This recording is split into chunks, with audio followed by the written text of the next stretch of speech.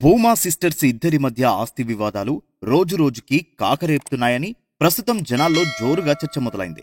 దీనికి రీసెంట్ గా మంచు మనోజ్, మౌనిక ఇద్దరు ఆళ్లగడ్డ వెళ్లటం ఇప్పుడు జనాల్లో హాట్ టాపిక్ అయింది. వాళ్ళిద్దరూ ఇటీవల భూమా శోభనాగిరెడ్డి జయంతి సందర్భంగా తల్లిదండ్రులకు నివాళులు అర్పించేందుకు ఆళ్లగడ్డ వెళ్లడం జరిగింది. అయితే ఆళ్లగడ్డ వెళ్లడానికి అసలు కారణం అది కాదని, వేరే కారణాలు ఉన్నాయని అంటున్నారు. అక్క అఖిలప్రియ, మౌనిక మధ్య ఎప్పటి నుండో ఆస్తి వివాదాలున్నాయని ఎప్పటి నుంచో ప్రచారం ఉంది.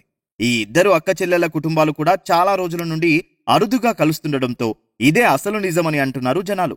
గతంలో కూడా మౌనిక దంపతులు తండ్రికి నివాళులు అర్పించడానికి వెళ్లినప్పుడు కనీసం సొంత అక్కని సైతం కలవకుండానే వెళ్లిపోయారు. దీంతో అక్క చెల్లెళ్ల మధ్య సంబంధాలు సరిగా లేవన్న వార్తలకు మరింత బలం చేకూరింది.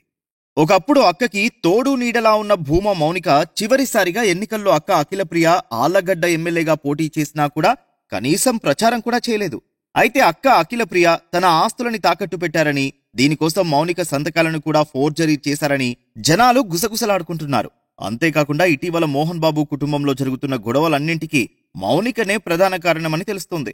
తను చేయబట్టే మనోజ్ ఇలా మారిపోయాడని, సైకోలా ప్రవర్తిస్తున్నాడని ఆ ఇంట్లో పనిచేసే వాళ్ళు కూడా చెప్పడంతో ఇదంతా మౌనిక స్కెచ్ అని అంటున్నారు.